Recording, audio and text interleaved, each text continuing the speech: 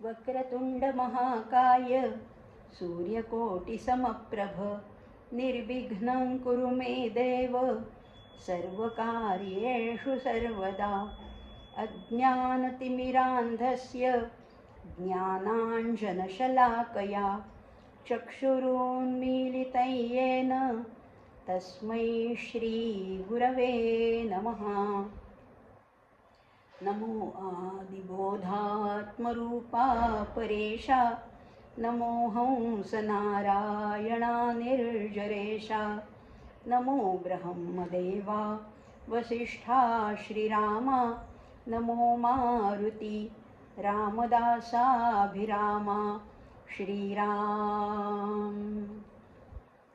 रामा मी तव दास दास म्हणता माते कशाचे भय रामा जाईन ज्या स्थळी सुख घना होईल तेथे जय।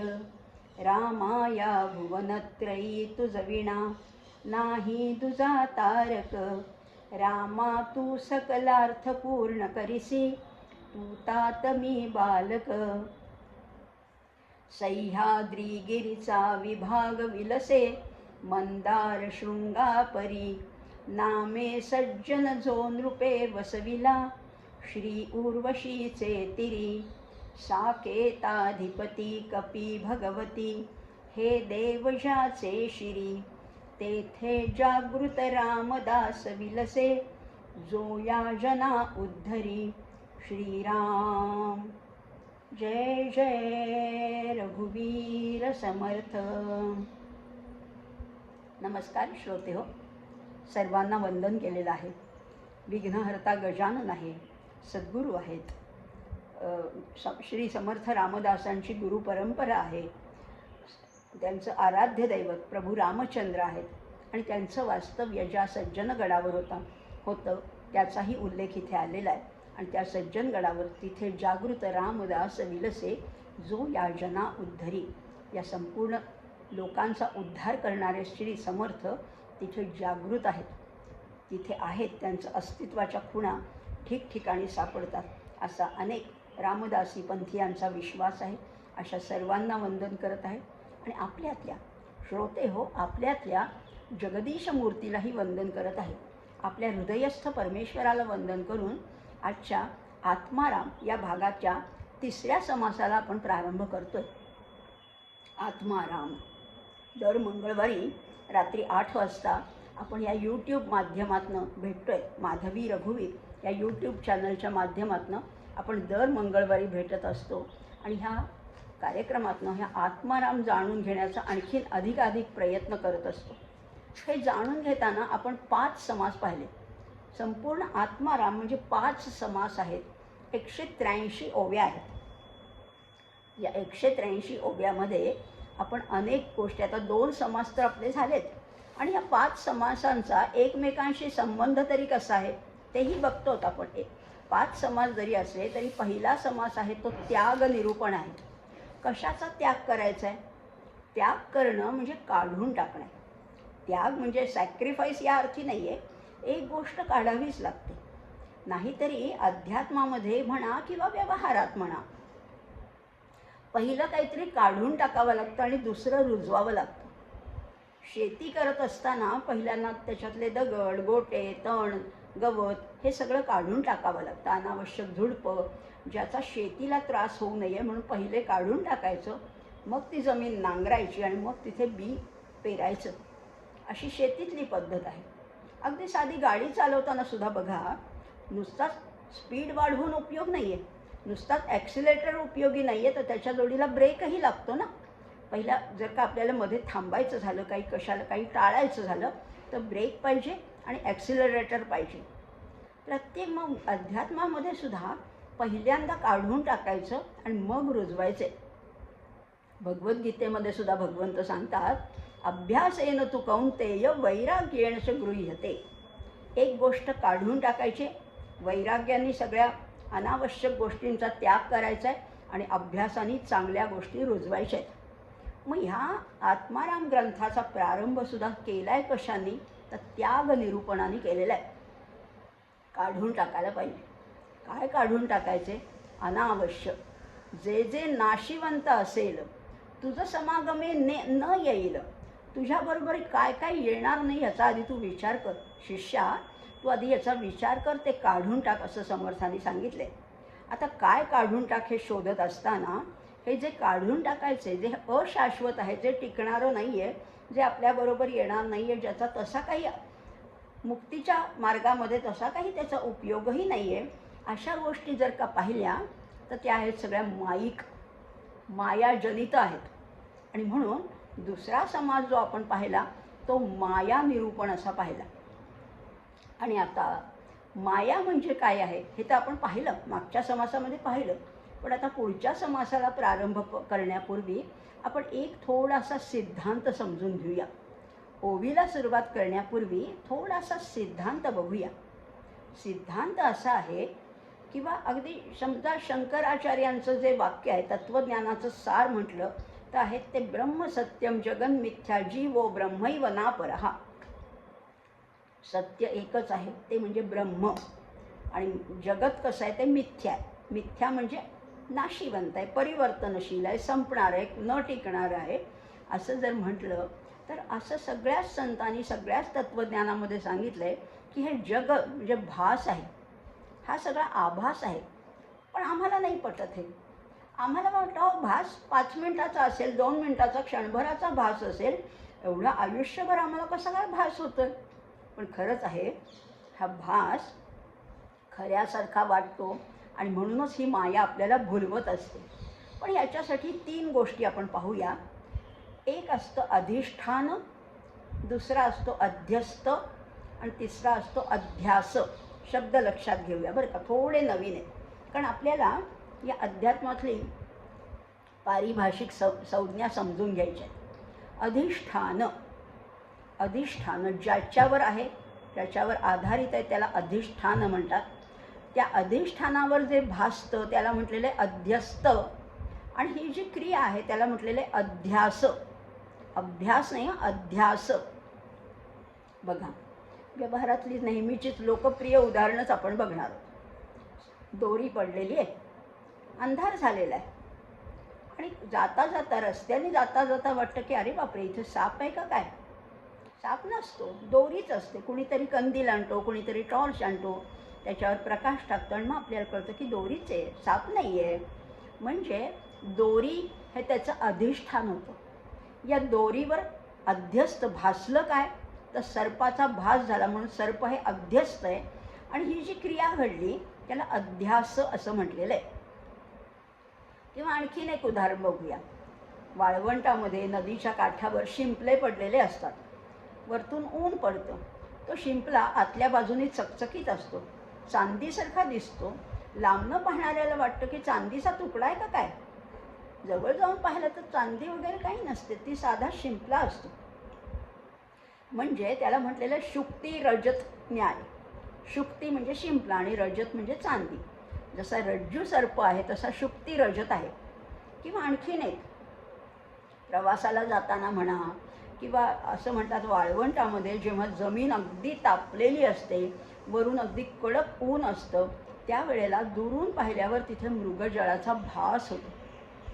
मृगजळ नसतंच पण भास होतो, त्यालाही अध्यास असं म्हटलेलं आहे. म्हणजे तिथे माळ जमीन हे अधिष्ठान आहे आणि पाणी हे अध्यस्त आहे, आणि जो भास झाला त्याला अध्यास असं म्हटलेलं आहे. कल्पना आता स्पष्ट होती, हळूहळू स्पष्ट होती की अधिष्ठान म्हणजे काय, अध्यस्त म्हणजे काय आणि अध्यास म्हणजे काय. मग आता जर तुम्ही म्हणताय जग मिथ्या आहे, हे दृश्य जे जग दिसतंय ते सगळं मिथ्या आहे, तो अध्यास आहे, आभास आहे, तर तो अध्यास कोणत्या तरी अधिष्ठानावर असलं पाहिजे ना. काहीतरी एक बेसिक गोष्ट तर तिथे असली पाहिजे की ज्याच्यावर हा आभास होतो. रज्जू होती, दोरी पडली होती म्हणून सर्पाचा आभास झाला, शिंपला पडला होता म्हणून चांदीचा आभास झाला. तसं ह्या जगाचा आभास आम्हाला जर होत असेल तर त्याला काहीतरी अधिष्ठान पाहिजे. मग ते अधिष्ठान शोधायचे, ते अधिष्ठान आहे त्याला म्हटलेलं ब्रह्म. या ब्रह्मावर सगळा हा मायेचा अध्यास होतोय आम्हाला. पण अधिष्ठान आहे ते ब्रह्म. आणि म्हणूनच त्याग निरूपण, माया निरूपण याच्यानंतर तिसरा समास अगदी सहजच येतो, तो आहे ब्रह्मनिरूपण. आणि आज आपण त्याच समासाला प्रारंभ करणार आहोत. आता हे जेव्हा अधिष्ठान वेगळं आहे आणि त्याच्यावरचा भास वेगळा आहे, हे जेव्हा स्पष्ट होतं तेव्हा मनाशी एक गोष्ट निश्चित होते की भ्रमरूप ठिकाणी आसक्ती ठेवून काहीही उपयोग नाही आहे. हे सगळं दृश्य विश्व हा जर का भास असेल, हे जर का मिथ्या असेल, हे जर का माईक असेल, तर त्याच्यात आम्ही आसक्ती ठेवतो. हे किती आमचं दुर्दैव आहे, हे किती आमचं अज्ञान आहे. त्यामुळे त्याच्या ठिकाणी आसक्ती ठेवून उपयोगाचं नाही, कारण आसक्ती संपली की भ्रमही संपून जाणार आहे. दोन गोष्टी आहेत या, आम्ही माईक जगतामध्ये आसक्ती ठेवली आहे. मला हे पाहिजे, मला ते पाहिजे, सगळ्या भौतिक गोष्टीची आम्हाला फार आसक्ती आहे, हवं हवंसं वाटतंय. पण आसक्ती काढून टाका की त्याच्यातलं मिथ्यत्व, त्याच्यातलं मायेचं जे स्वरूप आहे ते सगळं लक्षात येईल. म्हणजे आसक्ती नाहीशी झाली की भ्रमसुद्धा नाहीसा होणार आहे. कठीण असलं तरी समजून घेऊया. आम्ही आसक्ती काढून टाकणार आणि मग आसक्ती नाहीशी झाली की आपोआप भ्रमही नाहीसा होणार आहे. आणि मग त्याच्यासाठी जाणून काय घ्यायचं आहे, मूळ काय आहे, सत्य काय आहे, अधिष्ठान काय आहे, ते आहे ब्रह्म. आणि मग ब्रह्म जाणलं ना की माया उरतच नाही. आणि बघा, ज्या ज्या गोष्टीला उत्पत्ती आहे, स्थिती आहे आणि लय आहे, ते सगळं मिथ्या आहे, माईक आहे. काय काय मिथ्या आहे? ज्या घरात मी राहतीये ते घर कधीतरी बांधलं आहे, 25-30 वर्षापूर्वी असेल, 50 वर्षापूर्वी असेल, 100 वर्षापूर्वी असेल. हे घर बांधलं तेव्हा ते अस्तित्वात आलं ते ह्या काही कालखंडापूर्वी. आत्ता त्याची स्थिती आहे, आत्ता ते उत्तम अवस्थेत आहे. पण आणखी 5-50 वर्षांनी त्या घराची पडझड होईल, काहीतरी होईल आणि ते घर पडून जाईल किंवा कोणी डिमॉलिश करेल. म्हणजे काहीतरी या घरामध्ये लय आहे, या घराला सुद्धा लय आहे. असं काही अगदी प्रलयापर्यंत हे घर राहणार नाही. म्हणजे ज्याला उत्पत्ती आहे, स्थिती आहे आणि लय आहे, ते सगळं संपणार आहे. तुमचं आमचं उदाहरण घेऊया. आपल्याला जन्म आहे, आपण वाढदिवस साजरे करतो. आपल्याला जन्म आहे, आत्ता आपण आयुष्य जगतो, म्हणजे स्थिती आहे. आणि कधी ना कधी, आज ना उद्या, कधीतरी आम्हाला लय आहे, मृत्यू आहे, म्हणजे आमचा नाश आहे. उत्पत्ती, स्थिती, लय या देहाला आहे, या घराला आहे, तशीच या वृक्षाला आहे, या पक्ष्यांना आहे, या पर्वताला आहे, या गावाला आहे, या देशाला आहे. सगळ्याला उत्पत्ती, स्थिती, लय आहे. आणि म्हणून सगळं माईक आहे, सगळं माईक आहे. आणि मग सगळं काही जर संपणार आहे, सगळं संपणारच आहे. जे जे वाढतं ना ते संपतंच. वर्धमान ते चाले मार्ग रे क्षयाचा, पराधीन आहे जगती पुत्र मानवाचा. जे वाढतंय ते संपणार. वर्धमान जे वृद्धी आहे, ज्याच्यामध्ये वाढ आहे, ते मार्ग कशाचा चालतोय, क्षयाचा. नाहीतरी तुम्ही आणि आम्ही वाढदिवस साजरे करतो, अतिशय मोठ्या उत्साहाने सेलिब्रेट करतो. पण बघा, प्रत्येक वाढदिवस आपल्याला क्षयाच्या दिशेने घेऊन जातो, संपणार आहे. एक एक आयुष्याचं वर्ष संपत चाललं आहे, सरत चाललं आहे. त्यामुळे असंच हे आयुष्य आहे. पण ज्याला उत्पत्ती, स्थिती, लय आहे ते संपणार आहे, एवढं तर नक्की झालं. पण एवढं असूनसुद्धा एवढं तत्त्वज्ञान समजतंय, समजत नाही आहे का, समजतंय. पण तरीसुद्धा आम्ही त्याच्यात गुरफटत जातो ना, तरीसुद्धा आम्ही त्याच्यामध्ये अडकत जातो, त्याच्याशी आम्ही बांधिलकी मानतो. सगळ्यात महत्त्व म्हणजे या देहाशी आमची बांधिलकी आहे. हा देह माझा आहे असं आपण म्हणतो. बांधिलकी उगीचच आहे. देह वेगळा आणि आत्मा वेगळा आहे, त्याला पण आपण आयडेंटिटी समजतो. एखाद्या व्यक्तीचं वर्णन करताना आपण म्हणतो की ती लांब केसवाली व्यक्ती आहे ना, तिचं नाव श्यामा आहे. लांब केस, लांब केससुद्धा राहणार नसतात. ती आयडेंटिटी आपण मानतो. किंवा त्या पिवळ्या रंगाच्या बिल्डिंगमध्ये राहते ती अमकी अमकी आहे. पिवळ्या रंगाची बिल्डिंग पण राहणार नाही, लांब केस पण राहणार नाही. आयडेंटिटी ज्याला समजतो ते सगळं नाशिवंत आहे. आणि मग अशा माईक अशा आयडेंटिटीला धरून ठेवण्यामध्ये केवळ दुःख आहे, केवळ दुःख आहे. मग आता हाच जर का विचार करायचा झाला तर ह्याच विचाराला धरून आपण ब्रह्मनिरूपण या समाजाला प्रारंभ करायचा. चला तर मग ब्रह्मनिरूपण तिसरा समास आहे आत्मारामामधला. काय पहिली ओवी काय सांगते?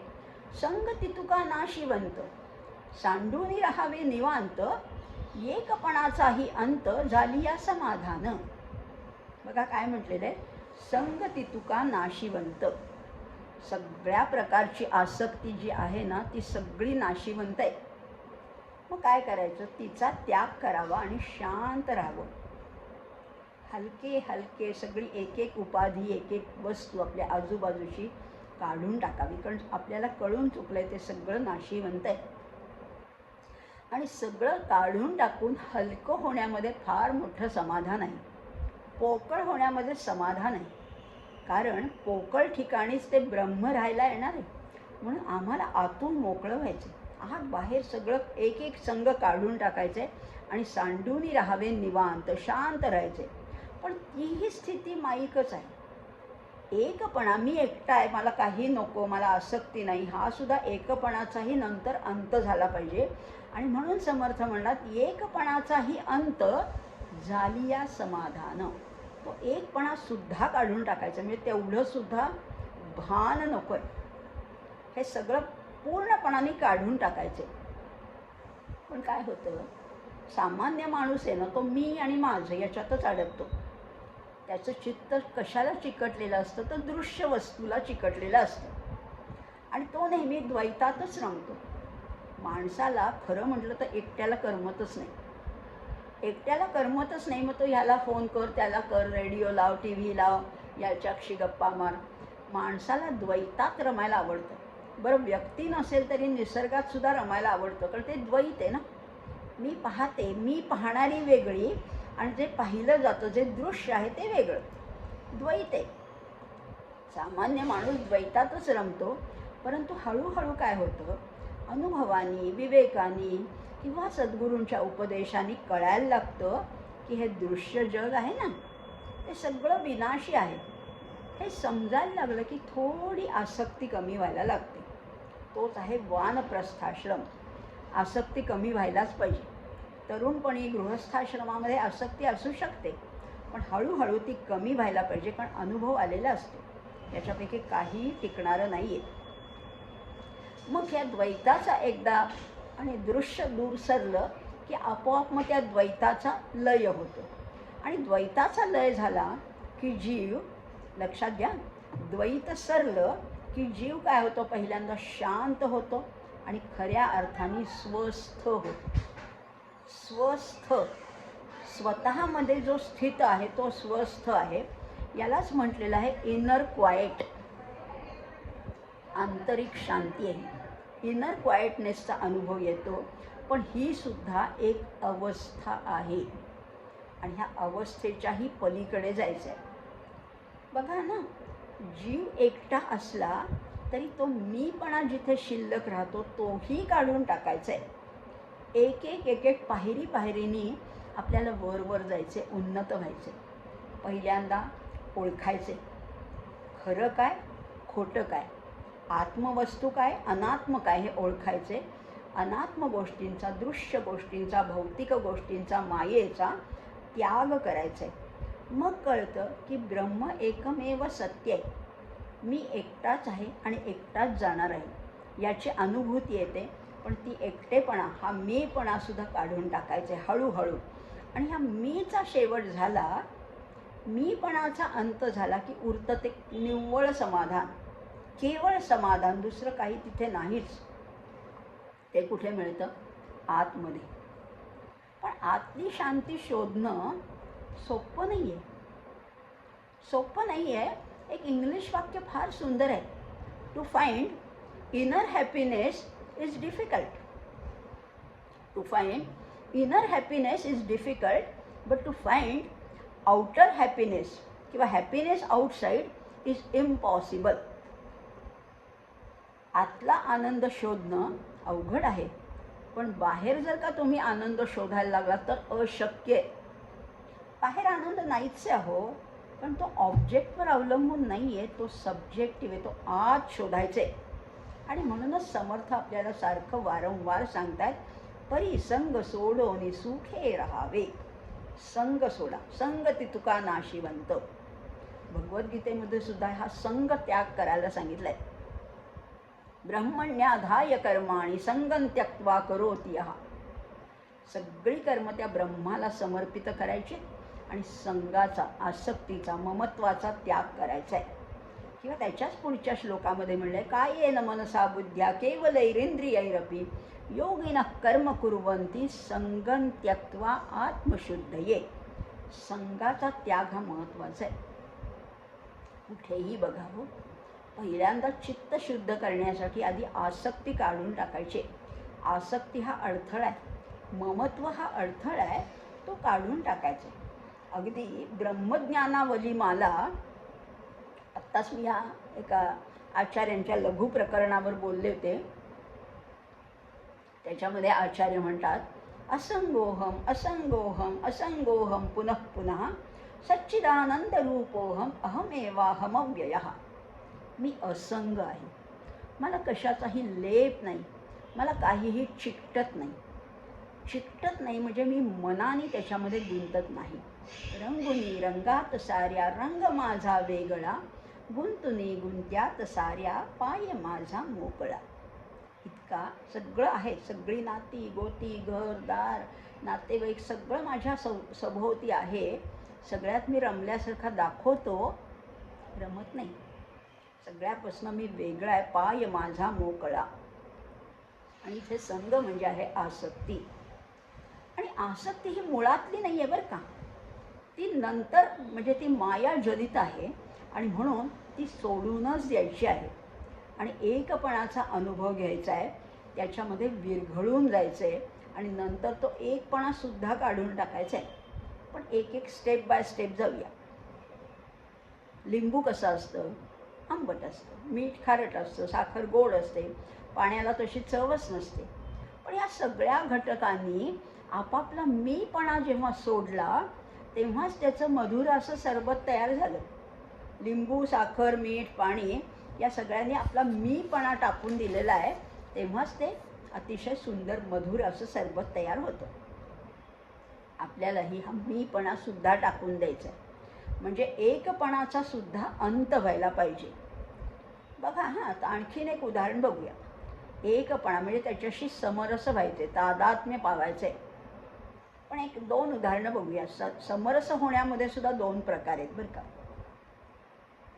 दगडाचा मारुती असतो, त्याला शेंदूर लावतात. शेंदूर आणि मारुती समरूप झाल्यासारखे वाटतात, समरस झाल्यासारखे वाटतात. मग शेंदूर लावतात लावतात लावतात, त्या शेंदराची अगदी पुटं चढत जातात त्याच्यावर आणि जणू काही शेंदूर म्हणजेच मारुती असं आपल्याला वाटायला लागतं.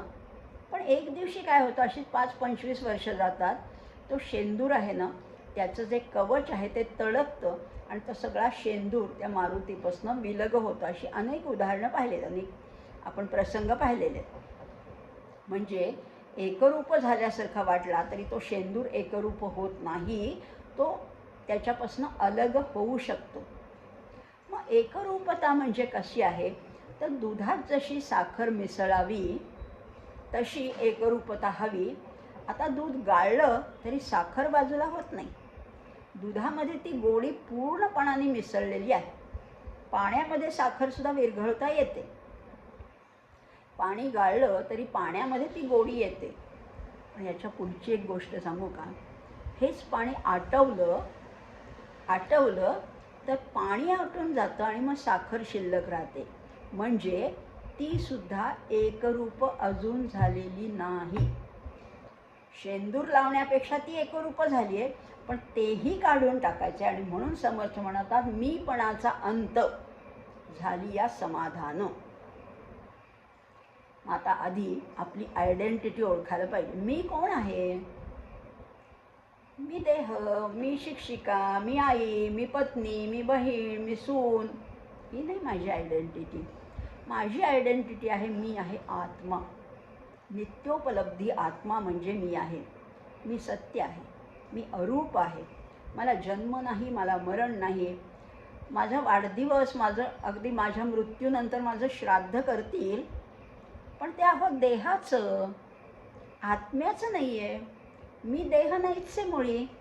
वाढदिवस किंवा श्राद्ध हे देहाचं असतं. आत्म्याला वाढदिवस नाही, श्राद्ध नाही, कुठले सोपस्कार नाही आहेत, कारण तो त्याच्यापेक्षा वेगळा आहे, अलिप्त आहे, निर्लिप्त आहे, असंग आहे. मग आता या असंगाच्या शस्त्राने हे संसाररूपी वृक्ष छेदून काढायचं आहे. असंग शस्त्रेण दृढेन छित्वा, असं गीता सांगते. असंगत्वाचं शस्त्र हातात घेऊन हा संसार वृक्ष निश्चयपूर्वक दृढेन छित्वा छाटून टाकायचा आहे. म्हणजे तो सत्य नाही आहे याचं सतत भान असायला पाहिजे. संसारात वावरा ना तुम्ही, व्यवहार करा, कर्तव्य पालन करा, पण लक्षात ठेवा तो सत्य नाही, तो टिकणारा नाही आहे, तो वरवरचा आहे. तसंच माझा देहही सत्य नाही आहे, कायम टिकणारा नाही आहे, पण मी कसा आहे, मी नित्योपलब्धी आहे, मी आहेच आहे. चिदानंद रूप शिवोहम शिवोहम, मी शाश्वत आहे. पण पुढे पुढे हा मी देखील विरघळायला हवा. आता मी कसा विरघळणार?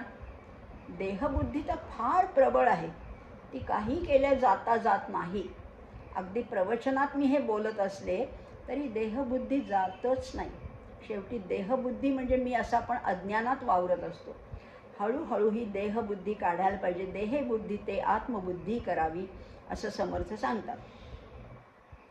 आता बघा, पण देहबुद्धीही जायला पाहिजे आणि मीपणाचा सुद्धा अंत व्हायला पाहिजे. खरं तर अनुभव घ्यायचा, त्याच्यात हरखून जायचं.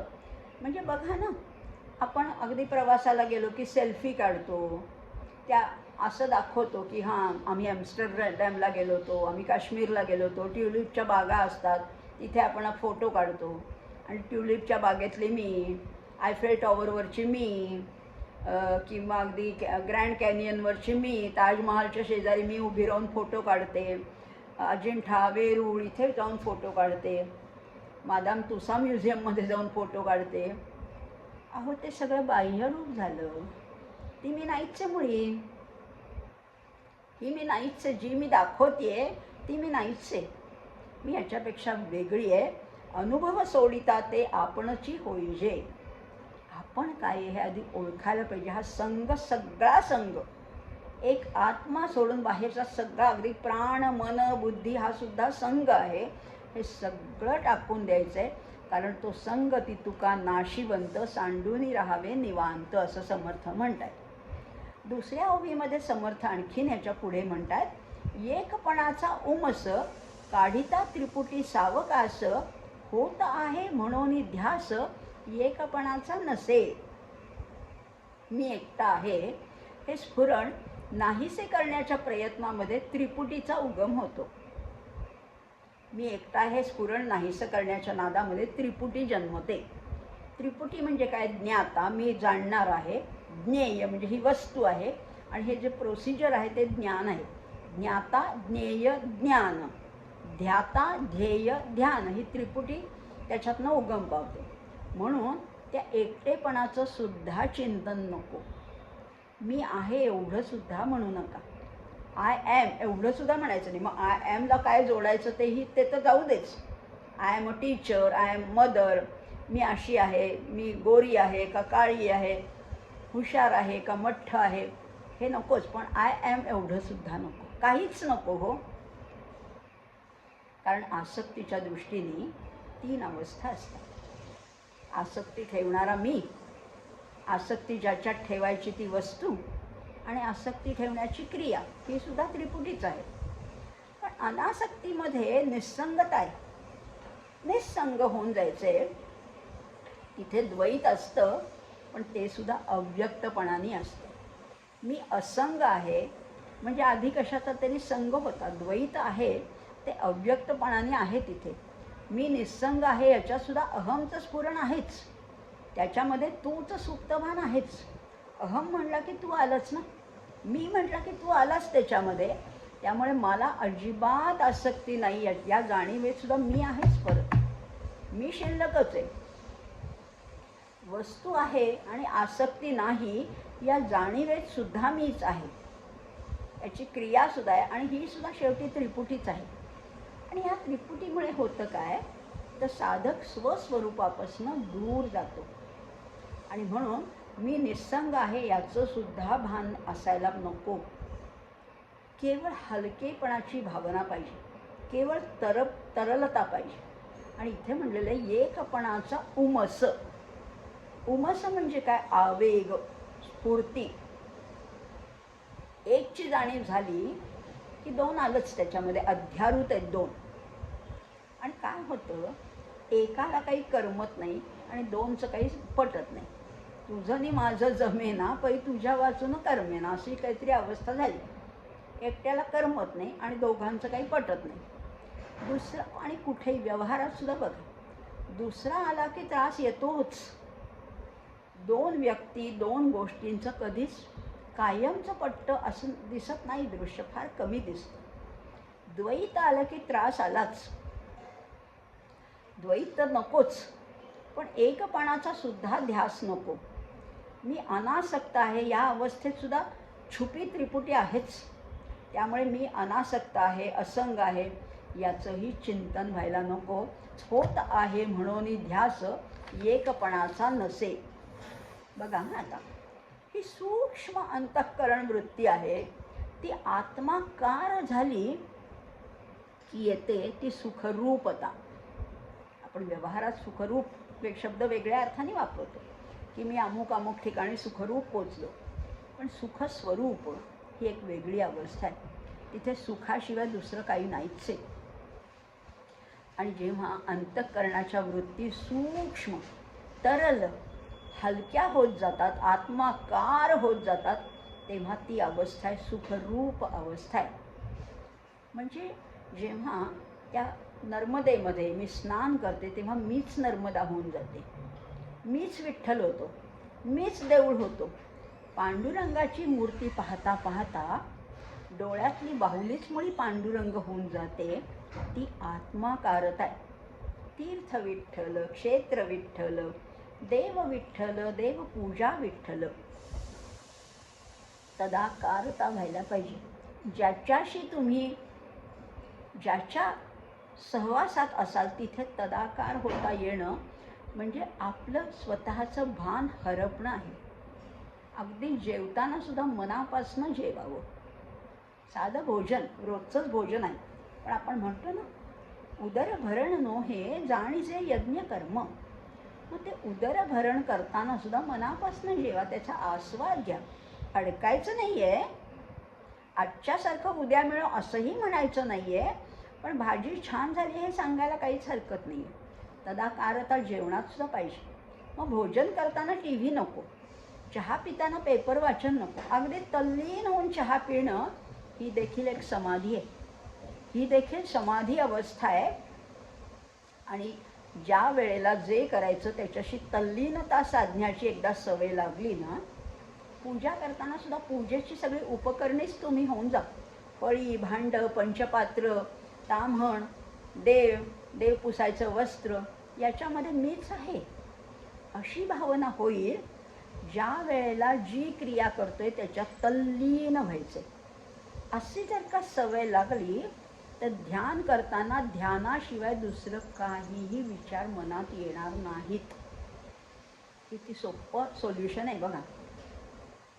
ध्यानाच्या वेळेस ध्यानच लागेल, मग इतर विचारांचं इथे प्रवेशच होणार नाही. आता ही सवयसुद्धा वाढवायला पाहिजे, जोपासायला पाहिजे, कल्टिवेट करायला पाहिजे. म्हणजे बघा ना, नाम जपताना सुद्धा मी नामसाधक आहे, मी अमकं अमकं नाम घेतो, माझा एवढा जप झाला आहे, हेही विचार मनात नको. नामामध्ये तल्लीन होऊन जायचे.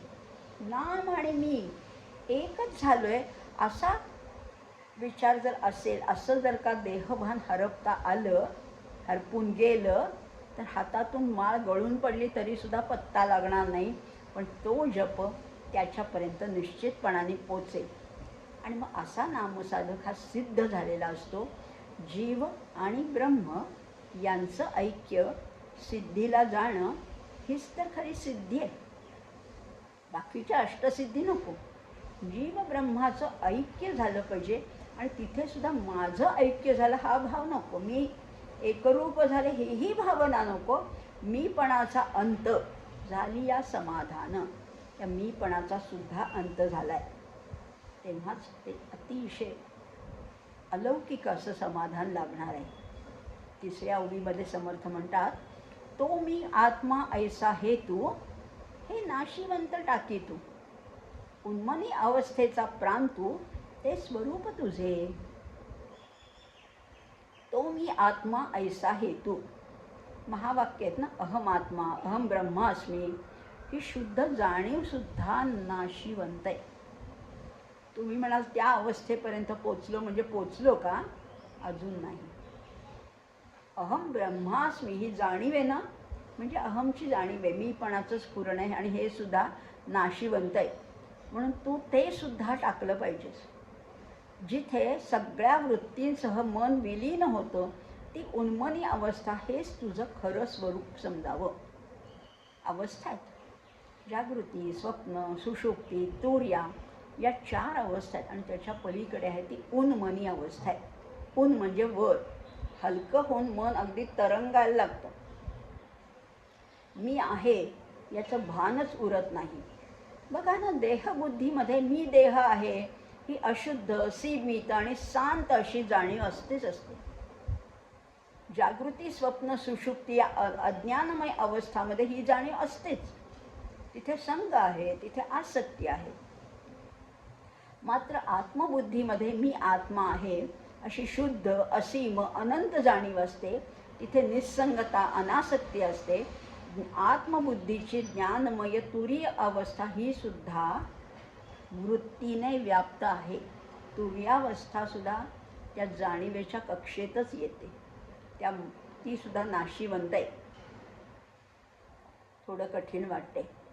तुम्हाला वाटेल मग आम्ही करायचं तरी काय? अहो, दोन्ही नाशिवंत आहेत. देहबुद्धी जितकी नाशिवंत आहे तितकी आत्मबुद्धी सुद्धा नाशिवंत आहे. त्या दोन्ही वृत्तीच आहेत ना शेवटी. देहबुद्धीमध्ये काय होतं तर मन हे देहाला व्यापून असतं. तर आत्मबुद्धीमध्ये मन हे विशाल होतं, विश्वव्यापक होतं. हे खरं आहे, पण अखेर ते विश्वमनसुद्धा विलीन होऊन उन्मनी अवस्थेत जायला हवं. व्यापक जरी झालं तरी ते सुद्धा वरच्या अवस्थेला जायला हवं आणि जिथे केवळ स्वस्वरूपाचा अनुभव आहे. बघा आता किती प्रवास करायचा, केवढा मोठा टप्पा गाठायचा आहे, पण निराश नाही व्हायचं. सुरुवात तर केली आहे ना, पोचू. होंगे कामयाब. एक ना एक दिवस आम्ही नक्की तिथे पोचणार आहोत अशी दृढ भावना पाहिजे. पोचायचा प्रयत्न करायचा आहे. बघा आता, मी आत्मा आहे हे जाणवणं हे सुद्धा द्वैत आहे. मी आहे त्याच्यात, कारण यातही मी आहे, मग आत्मा आहे आणि मग त्या दोन्हीचं ऐक्य आहे. म्हणजे यात देखील 3 गोष्टी येतातच. याच्यात सुद्धा त्रिपुटी आहे. मी आत्मा आहे, अहम ब्रह्म अस्मी. अहम ही मीपणाची जाणीव आहे, ब्रह्म ही सुद्धा जाणीव आहे आणि अस्मी हे दोघांचं ऐक्य आहे, ही सुद्धा जाणीव आहे. त्यामुळे तिथेही त्रिपुटी आहेत. त्यामुळे मी आत्मा असलो तरी मी आत्मा असं म्हणण्याचं कारण नाही. मी आहे असं आपण सारखं म्हणतो का? मी आहे बरं का, मी आहे हां, असं सारखं नाही ना म्हणत. मग मी आत्मा आहे असं म्हणण्याचं तरी कारणच काही नाही आहे. प्रत्येक वेळेला आपण सांगत नाही आपल्या कुटुंबातल्या व्यक्तींना, आपल्या व्यवहारात आपल्या सहकार्यांना सांगत नाही आपण मी आहे असं नाही सांगत.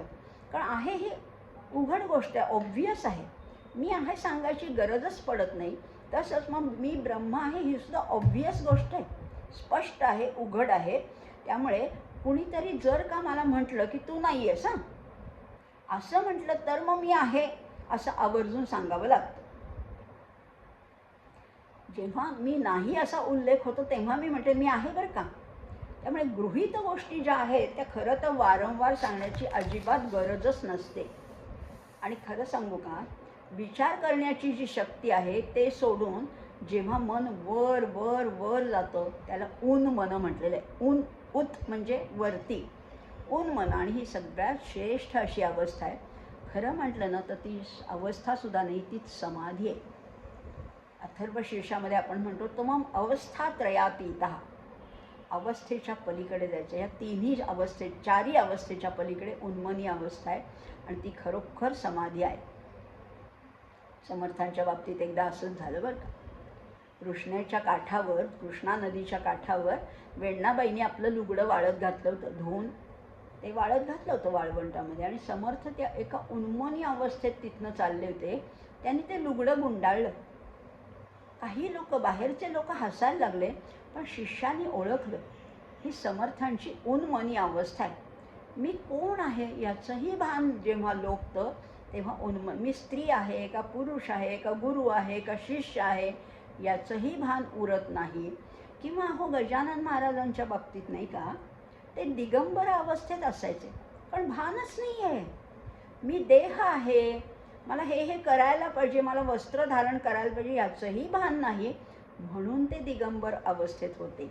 ते काही वेड्यासारखे वाटत असले तरी ते वेडे नव्हते, ते अतिशय उच्च अवस्था, ही मनाची उन्मनी अवस्था. योगी अरविंदांना सुद्धा बडोद्याला असताना जेव्हा लेले गुरुजींनी ध्यानाची दीक्षा दिली तेव्हा तेही निर्विचार अवस्थेपर्यंत गेले आणि त्यांचं व्याख्यान होतं, पण ते त्यांना आठवेच ना विषय काय आहे, कारण ते उन्मनी अवस्थेत गेले होते. आठवत नाही म्हणजे विस्मरण नाही झालं बरं का, आठवत नाही म्हणजे त्या एक वरच्या उच्च स्थितीपर्यंत गेले होते. म्हणजे मन इतकं पिसासारखं हलकं होतं की ते ऊर्ध्व गतीला जातं. त्याला पुन्हा त्या देहबोधावर आणणं सुद्धा कठीण आहे. देहबुद्धीकडनं आत्मबुद्धीकडे जायचं हे ठीक आहे, हा उपदेश अगदी योग्य आहे, पण त्या आत्मबुद्धीच्याही वर जेव्हा मन तरंगायला लागतं तेव्हा त्याला खेचून पुन्हा देहबुद्धीवर आणावं लागतं. अशी अवस्था आहे आणि अशी या थोर संतांची अवस्था आहे. पुढे समर्थ म्हणतायत, ऐसा जो अनुभव आला, ऐसा जो अनुभव झाला तोही नाशिवंतामध्ये आला, अनुभवा वेगळा राहिला तो तू आत्मा. चौथी ओवी आहे आणि पाचवी ओवी पण लगेचच घेऊया. हेही न घडे बोलणे, हेही न घडे बोलणे, आता पाऱ्हेरा किती देणे, वेदशास्त्रे पुराणे ना तेही नासोनी जाती. आता उन्मनीचा अनुभव सुद्धा नाशिवंताच्या कक्षेत येतो. आता बघा आपण जागृती, स्वप्न, सुषुप्ती, तुर्या, उन्मनी, आता इथे तर ते म्हणतात हे सुद्धा अनुभवाची कक्षा आहे. तो अनुभवही विरून सगळ्या प्रकारच्या अनुभवाच्या पलीकडे असणारा जो आत्मा आहे तो तू आहेस. सगळा अनुभवाच्या पलीकडे असणारा जो आत्मा आहे तो तू आहेस. हे बोलणं सुद्धा खरं नाही. तुम्ही म्हणाल की सगळ्या अवस्था सांगून परत हे खरं नाही, हे खरं नाही, हे सगळं नाशिवंतात येते असं म्हणताय, पण खरीच गोष्ट आहे. शब्दात त्याला पकडताच येत नाही, शब्दांनी वर्णनच करता येत नाही. त्यामुळे त्या आत्म्याबद्दल बोलावं तरी किती. त्यामुळे हेही न घडे बोलणे, हे बोलणं सुद्धा खरं नाही आहे. वेद, शास्त्र, पुराणं सुद्धा तिथे पराभूत झाली आहे. वेदांची वाणी खुंटली आहे. श्रुतीसुद्धा म्हणतात नेती नेती नेती न इति. त्या ब्रह्माचं वर्णनच करता येत नाही ना, हेच तर त्याचं वर्णन आहे. असं आहे का, तसं आहे का, पुष्कळ वर्णनं करून झाली, त्याला नावं देऊन झाली, उपयोगच नाही. ते शब्दाच्या कक्षेत येतच नाही, कारण शब्द हे सुद्धा नाशिवंत आहे.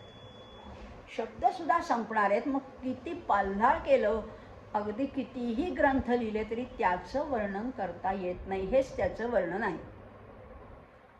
ते बघा ना, माणसाचं जे आयुष्य आहे ते अनुभवांनी भरलेलं असतं. वेगवेगळे अनुभव येतात आम्हाला आयुष्यामध्ये.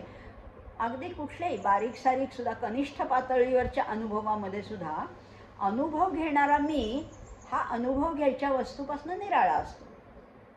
मी भोजनाचा अनुभव घेतला, अतिशय पंचपक्वानाचं सुग्रास भोजन होतं, पण मी वेगळी, भोजन वेगळा, अनुभव हा वेगळा.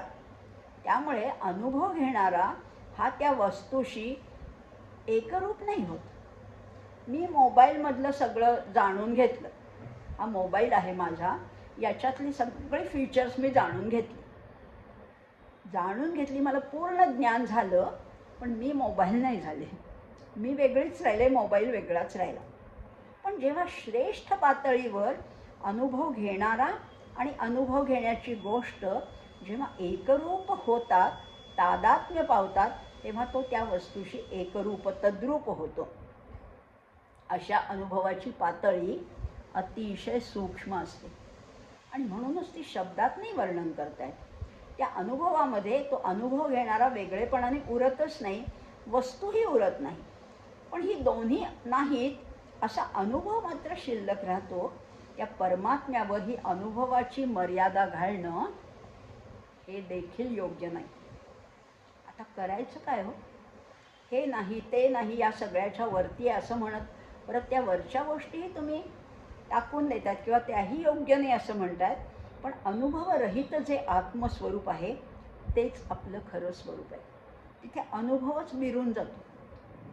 आपल्याला एखाद्या गोष्टीचा अनुभव येतो. आपण काश्मीरला गेलो, छान अगदी बर्फ वगैरे पाहायला अनुभव घेतला. पण अनुभव घेणारा आणि अनुभव घेण्याची वस्तू वेगळे राहतात. अनुभवाचं आम्ही वर्णन करून सांगतो, तिथे नाहीच ना. अनुभवच शिल्लक राहत नाही असं तिथे खरं स्वरूप आहे. या गुरूंकडनं अध्यात्म श्रवण करण्यासाठी भाषा हेच माध्यम असतं. गुरु शिष्याला जे उपदेश करतात ते भाषेच्या माध्यमातून आणि कनिष्ठ अनुभवापासून श्रेष्ठ अनुभवापर्यंत अंमल चालतो तो भाषेचा. साधे साधे अगदी व्यवहारातले अनुभव असू देत किंवा अध्यात्मातले श्रेष्ठ अनुभव असू देत, पण ह्याचं वर्णन करताना आपल्याला शब्दांची मदत घ्यावी लागते. मात्र त्याच्यानंतर त्या अनुभवाच्या पातळीच्या पलीकडे गेल्यानंतर शब्द लटके पडतात, भाषा उपयोगीच पडत नाही, शब्द कंटाळवाणे होतात. असं होणंही स्वाभाविक आहे. कारण वेद, शास्त्र, पुराण लिहिणाऱ्या ऋषींचं शब्दप्रभुत्व अफाट असूनही, लक्षात घ्या, आम्हाला तर वर्णन करता येत नाही कारण आम्ही दुबळेच आहोत, आम्ही अशक्त आहोत, आम्हाला ते वर्णन करताच येणार नाही. पण अहो एवढे थोर मोठे ऋषीमुनी, त्यांच्याकडे शब्दवैभव आहे, अफाट सामर्थ्य आहे, वाणी आहे, सरस्वती प्रसन्न आहे, तरीसुद्धा त्यांना वर्णन करता येत नाही. हार मानली आहे त्यांनी, नाही जमत, शब्दांच्या पलीकडे असं ते म्हणतात. आणि बघा ना, अनुभव घेतो असं वाटणं हे सुद्धा द्वैताचं लक्षण आहे. गाढ झोप येणं याच्यामध्ये जे अद्भुत असं सुख आहे ते दुसरं कशालाही नाही आहे. पण त्याचं वर्णन तेव्हा नाही करता येत. गाढ झोप लागली याचं वर्णन तेव्हा नाही करता येत कारण त्यावेळी मी झोप घेतो हेही जाणवत नसतं. मग हा अनुभवसुद्धा अनुभव नसतोच तिथे. मला गाढ झोप लागते तेव्हा मी मस्त गाढ झोपली आहे बरं का, असं नाही मी सांगत. कारण तो अनुभव घेणारासुद्धा शिल्लक राहत नाही. आणि म्हणूनच निद्रेला म्हटलेलं आहे ब्रह्मानंद सहोदर, जवळचा आहे, ब्रह्मानंदाच्या अगदी जवळचा, जणू काही सहोदर, सख्खा भाऊ असावा, इतक्या या निद्रेचं सुख ब्रह्मानंदाच्या तोडीचं आहे. पण ब्रह्मानंद नाही, तोडीचं आहे, त्याच्याबरोबरचं आहे, पण तरी त्याच्यापेक्षा थोडं खालच्याच दर्जाचं आहे. आता हे म्हणजे तो अनुभव इतका निरुपद्रव्य की तिथे जाणीवच होत नाही. बरं, ते ब्रह्म कसं आहे, ते इतकं कोमल आहे की त्याचा स्पर्शही जाणवत नाही. एवढ्या सगळ्या विश्वाला व्यापून आहे पण त्याची कोमलता भंग पावली नाही आहे. इतकं कोमल आहे की त्याचा स्पर्शही जाणवत नाही. आम्हाला मऊ अगदी कापसाचा स्पर्श, अगदी पिसाचा स्पर्श, एखाद्या अगदी छान सॉफ्ट गोष्टीचा स्पर्श आम्हाला हवासा वाटतो. पण ब्रह्माचा स्पर्शच नाही, स्पर्शाने पण ते जाणता येत नाही. ते अतिशय कोमल आहे. स्पर्श जाणवत नाही पण सुख मिळतं. सुख दिल्याशिवाय ते राहतच नाही. ब्रह्मानंदाचं तसंच आहे. त्यामुळे त्या निद्रेला ब्रह्मानंद सहोदर म्हटलेलं आहे. हा जे आत्म्याचं वर्णन आहे. अगदी दासबोधामध्ये सुद्धा समर्थ म्हणतात, तुझं वाटे ही जागृती मज झाली अनुभव प्राप्ती, या नाव केवळ भ्रांती फिटलीच नाही. तुला वाटतंय मला कळलं बरं का. शिष्याला म्हणतायत समर्थ, तुला वाटतंय मज आली अनुभव प्राप्ती, मला अनुभव मिळाला बरं का. अरे ही सुद्धा तुझी भ्रांतीच आहे, अजून फिटली नाही आहे. आणि उपनिषदात सुद्धा हेच सांगितलं आहे बरं का, त्या ब्रह्माचा अनुभव सांगता येत नाही आणि जो सांगतो तो खरा नाही आहे. यस्या मतं तस्य मतं, मतं यस्य न वेदसः, अविज्ञातं विजानतां, विज्ञातं अविजानतां. जो म्हणतो मला ब्रह्म कळलं बरं का, मला ब्रह्माचा अनुभव आला, त्याला काही कळलेलं नाही आहे. आणि ज्याला खरं कळलं आहे तो सांगत नाही, कारण त्याला त्याच्यापुढे शब्द फिके पडतात, लटके पडतात, म्हणून तो सांगायलाच येत नाही. म्हणून ब्रह्माचा अनुभव मला झाला, मी ब्रह्म पाहिलं असं कोणीही म्हणू पण नाही आहे. बघ, आचार्य म्हणतायत शुद्ध चैतन्य रूपोहम आत्मा रामोहमेव च. मी कोण आहे? शुद्ध चैतन्य स्वरूप आत्माराम म्हणजेच मी आहे. अखंडानंद रूपोहम अहमेवाहमव्ययः. हे सुद्धा नाही, हे सुद्धा शब्दांनी मांडता आलंय, म्हणजे ते त्याचं खरं स्वरूप नाहीच आहे. मग आता काय करायचं? आम्हाला नाहीच का कळणार कधी?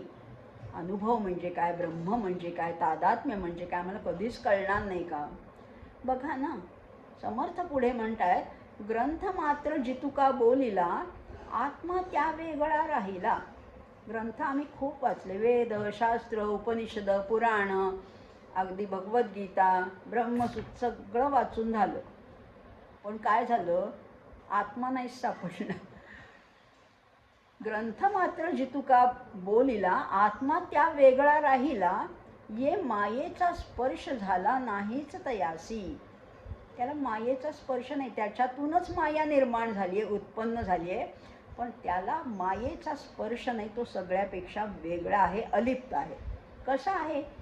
स्वरूप निर्मळ आणि निघोट. स्वरूप निर्मळ आणि निघोट, स्वरूप सेवटचा सेवट, जिकडे पाहावे तिकडे नीट, सन्मुखची आहे. कसा आहे? जिकडे पाहावे तिथे तो समोरच आहे. बघा आता बघा, सर्व ग्रंथ मात्र जितुका बोलिला. सगळे अध्यात्म ग्रंथ त्या आत्म्याचं वर्णन करून करून करून थकलेत. पुष्कळ वर्णन केलंय, सापडला का? किती सगळे शब्द खर्ची पडलेले आहेत, पण आत्मा त्या वर्णनाच्या पलीकडे राहतो. बरोबरच आहे अहो, कारण त्या आत्म्याला त्या मायेचा स्पर्श होऊच शकत नाही. आणि शब्द हे मायेच्या प्रांतातलेत, मायेच्या कक्षेतलेत. आत्मस्वरूपाला वासनारूपी मलाचा स्पर्श नसतोच. मुळी मला तिथे नाहीच, ते केवळ शुद्ध चैतन्य आहे. ते सर्व ठिकाणी गच्च भरलेलं आहे. ते सर्वांचं अंतिम स्थान आहे. जिकडे पाहावं तिकडे थेटपर्यंत पसरलेलं आहे. तुमची नजर पोचते कुठपर्यंत? क्षितिजापर्यंत. बरं, त्याच्याही पलीकडे पाहण्याचा, अगदी एखाद्याची नजर आणखीन तीक्ष्ण असेल, सूक्ष्म असेल, त्याही पलीकडे पाहण्याचा प्रयत्न केला, सगळीकडे ते घनदाट भरलेलं आहे. त्यामुळे ते सगळ्या बाजूनी कुठेही पाहते समोरच आहे, समोरच आहे. जिकडे पाहाल तिथे ते आहेच आहे.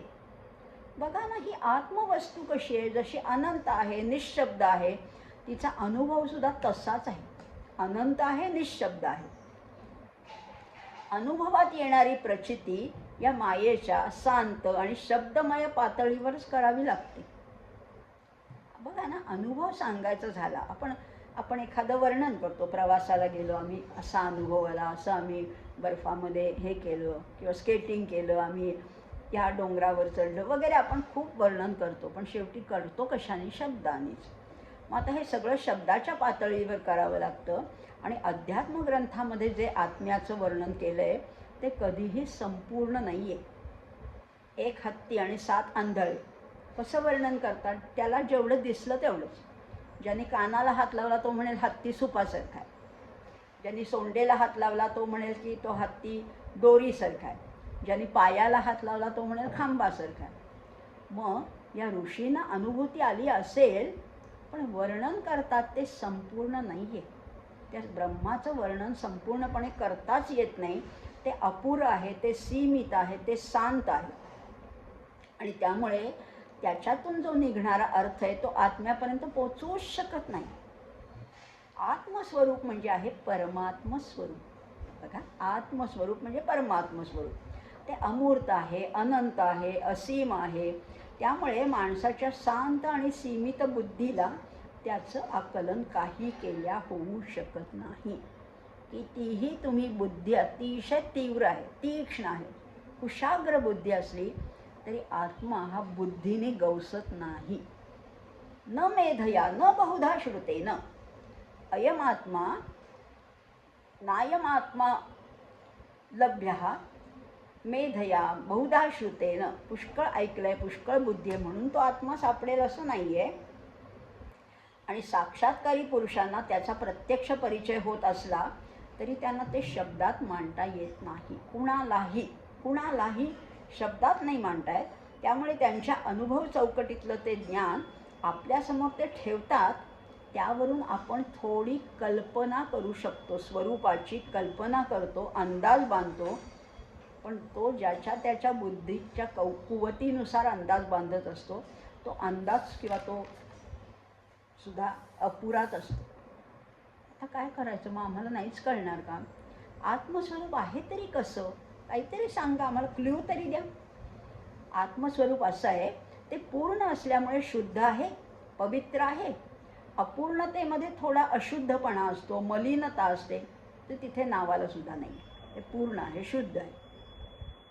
मग कसं आहे ते सद्रूप आहे. ते नाही अशी अवस्थाच नाही. सद्रूप म्हणजे अस्तित्व, कायम अस्तित्व, चिरंतन अस्तित्व आहे. ते असतची असे आहेच आहे. त्याहून अन्य काहीही नाही, कुणीही नाही. ते सर्वत्र घनदाट भरलेले, ओतप्रोत भरलेले. सगळ्याच ज्या गोष्टी आहेत ना, दृश्य वस्तू आहेत, त्या अव्यक्तामधनं व्यक्तात आलेल्या आहेत. अव्यक्तादीनी भूतानी व्यक्त मध्यानी भारत. आपण सुद्धा अव्यक्तातूनच जन्माला आलोय. पूर्वी नव्हतो आपण ना. 100 वर्षापूर्वी तुम्ही आणि मी नव्हतो, पण आज आहोत ना. अव्यक्ताकडे एवढी व्यक्तदशा आहे. एवढं जे आमचं आयुष्य ही व्यक्तदशा आहे आमची. अव्यक्ताकडनं आलंय, थोडा काळ व्यक्त आहोत, आता पुन्हा अव्यक्ताकडे जाणार आहे. सगळ्याच गोष्टी अव्यक्तातून व्यक्तात येतात, काही काळ राहतात, पुन्हा अव्यक्तामध्ये विलीन होतात. या अव्यक्ताचाही विलय शेवटी स्वरूपामध्येच होतो. पोचणार आहेत कुठे? स्वरूपापर्यंत. पण आपण काय करतो? चौथी गोष्ट आहे त्याचे आत्मस्वरूप कसं आहे. आपण स्थलकालाच्या चौकटीमध्ये जगत असतो. त्याला कुठली चौकटच नाही आहे. आपल्या स्थळाची चौकट आहे आणि काळाची चौकट आहे.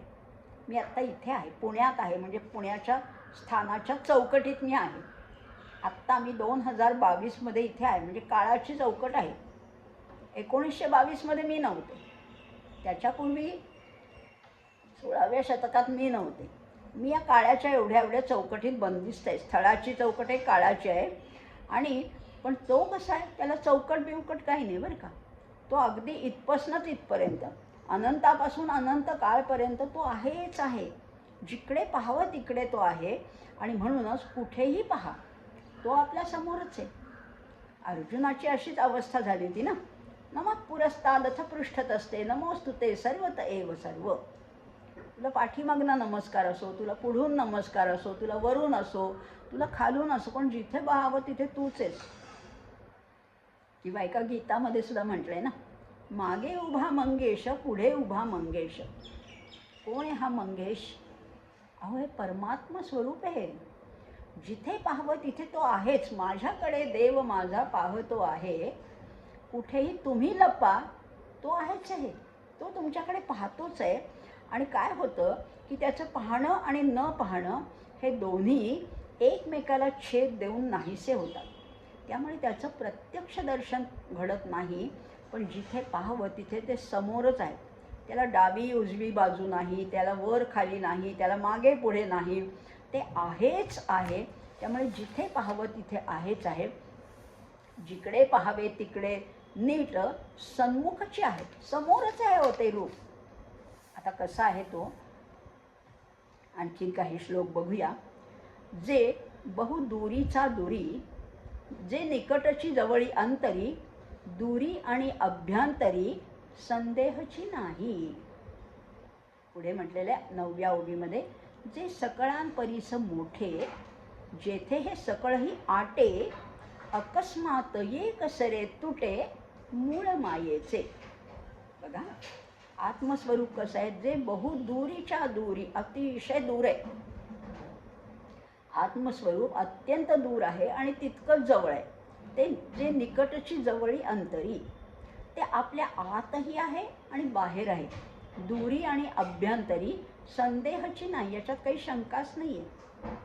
कुठे आहे? अतिशय लांब आहे म्हणून आम्हाला दिसत नाही, पण अतिशय जवळही आहे. अगदी अंतरंगात सुद्धा तोच भरलेला आहे. मग कसं आहे ते? सकळापरीस मोठे. आत्मस्वरूप सगळ्यांपेक्षा मोठं आहे. आणि जेथे ही सकळही आटे, तिच्या ठिकाणी, त्या आत्मस्वरूपाच्या ठिकाणी सगळं विश्व अंतर्धान पावतं, म्हणजे आटून जातं. अकस्मात ये कसरे तुटे, मूळ मायेचे. आणि याच कारणाने मायेचं मूळही एका झटक्यात उपटलं जातं. काहीच वर्णन नाही. परस्पर विरोधी गोष्ट आहे. दूर आहे का जवळ आहे? दोन्ही आहे. आत आहे का बाहेर आहे? दोन्ही आहे. मोठं आहे का लहान आहे? सगळं आहे हो. त्याचं वर्णन करता येत नाही. बघा ना, आपण एकेका स्पेशालिटीकडे जातो, म्हणजे किंवा ज्ञानशाखेच्या सुद्धा अनेक उपशाखा असतात. कोणी शास्त्र घेतं, कोणी वाणिज्य घेतं, कोणी आर्ट्स घेतं. त्याच्यातही अनेक प्रकार असतात. मायक्रोबायोलॉजी आहे, फिजिक्स आहे, केमिस्ट्री आहे, जिओलॉजी आहे, असे अनेक आहेत. त्याच्यामध्ये एका वस्तुसमूहाचं ज्ञान होतं. वनस्पतीशास्त्राचा विचार केला तर वनस्पतीचं सगळं ज्ञान त्याच्यामध्ये मिळतं. त्याच्यासाठी विशिष्ट परिभाषा असते, टर्मिनॉलॉजी असते. त्याचे अर्थ संदर्भानुसार बदलूसुद्धा शकतात. बघा ना, प्रकृती म्हणजे वैद्यकशास्त्रामध्ये प्रकृती वेगळी आहे, सांख्यशास्त्रामधलं वेगळं आहे, सौंदर्यशास्त्रामधली प्रकृती वेगळी आहे. म्हणजे बघा, इतके अर्थ त्याच्यामागे आहेत. तसेच या दृश्य वस्तूच्या वर्णनामध्ये स्थलाचा संदर्भ येतो, तो सापेक्ष असतो. समजा एखादी गोष्ट अमेरिकेमध्ये आहे, ऑस्ट्रेलियामध्ये आहे, स्थलाचा संदर्भ येतो. त्याच्यावरनं ते किती दूर आहे का जवळ आहे ठरवता येतं. की हां, सिंगापूरला आहे म्हणजे त्यातल्या त्यात जवळ आहे. परदेशात जरी असलं तरी सिंगापूर आम्हाला थोडं जवळ आहे अमेरिकेपेक्षा. मुंबईमध्ये ही वस्तू आहे आणि जपानमध्ये वस्तू ही आहे. मुंबई आम्हाला त्यातल्या त्यात जवळ आहे जपानपेक्षा. म्हणजे आम्हाला काहीतरी अंदाज येतो. इथे काही अंदाजच नाही आहे. आत्मवस्तू किती दूर आहे आणि किती जवळ आहे हे नाही सांगता येत. अनंत आहे, ती नाही अशी जागाच नाही आहे. त्यामुळेच ती अतिशय जवळ आणि अतिशय दूर आहे. आपण जितके स्वतः आपल्या जवळ आहोत, तुम्ही तुमच्या जवळ किती आहोत? अहो, मीच आहे, पण त्याच्यापेक्षाही ती जवळ आहे. हे सांगण्याचा भावार्थ हाच आहे. दूरस्थैचान्तिकेचतच बहिरंतश्च भूतानाम चरैशरमेवच सूक्ष्मत्वा तदविज्ञेयं दूरस्थैचान्तिकेचतत. 13व्या अध्यायातले श्लोक आहेत. त्याच्यामध्ये सुद्धा अशाच त्या आत्मवस्तूच्या परस्पर विरुद्ध गुणांचं वर्णन आहे. हे पण आहे आणि ते पण आहे. दूर आहे, जवळ आहे, आत आहे, बाहेर आहे, सूक्ष्म आहे, स्थूल आहे, सगळीकडे ते आहेच आहे. आता ते ब्रह्म जे आहे ना, त्याच्या मागे धातू आहे तो बृह. बृह धातूचा अर्थ आहे मोठा, वाढलेला, की ज्याच्याहून दुसरं काहीच मोठं नाही. त्याला म्हटले बृहत. ते आहे ब्रह्म. त्याला कुठलंही माप लागू पडत नाही, याच्यापेक्षा लहान का याच्यापेक्षा मोठा. स्थलकालाचं मापच त्याला लागू पडत नाही, कारण सगळा स्थलविस्तार आहे तो त्याच्याच पोटात आहे. आम्ही म्हणू की आमचा देश फार मोठा आहे, आमच्या देशापेक्षा आणखीन चीन मोठा आहे, रशिया मोठा आहे.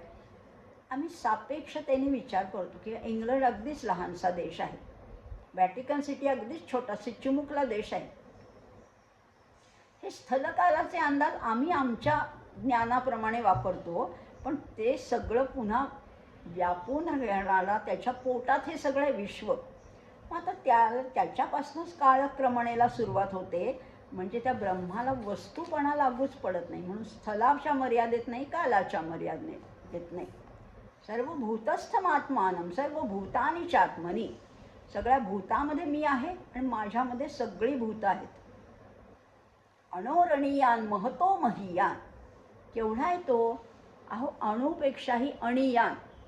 अणू म्हणजे अगदी सूक्ष्म पार्टिकल जे असतं त्याच्यापेक्षाही हा लहान आहे. आणि तुका आकाशा एवढा, अणुरणीया थोकडा तुका आकाशा एवढा, अशी अनुभूती येते. तेव्हा तो मायेचा पसारा आपोआपच गुप्त होतो. एकदा ज्ञान झालं ना की हे मिथ्या गोष्टी गळून पडतात, नाहीशा होतात, लुप्तच होतात.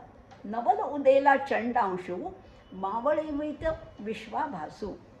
हा विश्वाचा जो भास होतो ना आम्हाला, तो संपूर्णपणे आमच्या पुरता नाहीसा होतो. विश्व नाहीसं होत, माझ्यापुरतं विश्व संपल्यागतच जमा असतं जेव्हा तो चंडांशूचा उदय होतो. नवल उदेला चंडांशू, मावळवीत विश्वाभासू. आता हे परब्रह्म, ही आत्मवस्तू कशी आहे? ती आहेच आहे. ईशावास्यमध्ये त्याचं वर्णन केलेलं आहे. तद एजती तद न एजती, तद दूरे तत्तु अंतिके, तदंतरस्य सर्वस्य तदु सर्वस्य बाह्यतः. तद एजती तद न एजती. एजती हालचाल, चलनवलन, खळबळ कुठे आहे? त्याच्यातच एजिटेशन आहे. तद एजती तद न एजती, तो अजिबात हालचाल करत नाही. तुम्ही म्हणाल एक काहीतरी सांगा हो, हालचाल करतो का करत नाही? अहो दोन्ही आहे ना. तद दूरन तद उ अंतिके, अतिशय दूर आहे, अतिशय जवळ आहे, सगळ्यांच्या आत पण आहे आणि सगळ्यांच्या बाहेर पण आहे. आता काय वर्णन करावं? शब्द थिटे पडतात, तोकडे पडतात, लटके पडतात. त्यामुळे शब्दाच्या प्रांतामध्ये हा काही केल्या येतच नाही आणि म्हणून त्याचं वर्णन करणं अजिबात शक्य नाही आहे. जरी आपण हा ब्रह्मनिरूपण असा समासाचा अभ्यास करत असलो तरी या ब्रह्मनिरूपणाला शब्दामध्ये बांधता येत नाही. कितीही ओव्या वाचल्यात, कितीही संदर्भ घेतले, कितीही संतांची कोटेशन्स दिली, तरी त्या ब्रह्मस्वरूपाचं, त्या आत्म्याचं वर्णन करता येत नाही. हेच त्याचं वर्णन आहे. अशा त्या ब्रह्मस्वरूपाला आपण मनोमन वंदन करू. त्याला आकृती नाही आहे, त्याला आकार नाही आहे, काहीच नाही आहे, पण तरीसुद्धा मनातून ते आहे सच्चित आनंद स्वरूपाला वंदन करूया. आणि आज इथेच थांबूया. शेवटच्या 2 ओव्या मात्र आपण म्हणणार आहोत, त्या म्हणून आपण याचा समारोप पाहूया. मन हेची राम जनी मेघश्याम, देही आत्मा राम पाहे डोळा. पाहुनिया डोळा स्वरूपी मुरावे, वाचेसी असावे राम नाम. श्रीराम जय जय रघुवीर समर्थ. श्रीराम जय राम जय जय राम. श्रीराम जय राम जय जय राम. श्रीराम जय राम जय जय राम. श्रीराम जय राम जय जय राम. श्रीराम जय राम जय जय राम. श्रीराम.